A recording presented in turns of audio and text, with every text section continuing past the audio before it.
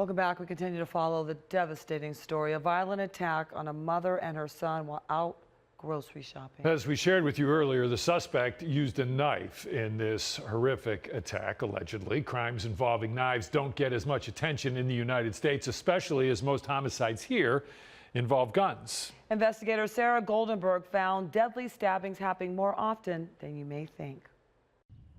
A horrific stabbing attack, killing a 3-year-old boy and injuring his mother.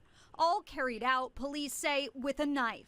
More than 73% of homicides nationwide involved guns, according to the FBI's latest statistics. But 19 Investigates found knives are the second most common weapon used in homicides. On average, more than 1,500 people are murdered with a knife every year in the United States.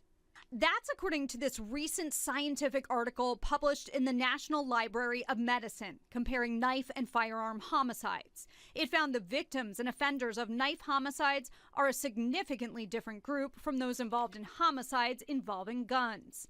In murders involving knives, victims and offenders are more likely to be white, female, older, and significantly more likely to be closely related to one another. The study also found knife violence in the U.S. is usually more similar to domestic violence, unlike in many other countries. Unlike the statistics, police say it appears this deadly knife attack was random. Reporting in North Olmsted, Sarah Goldenberg, 19 News.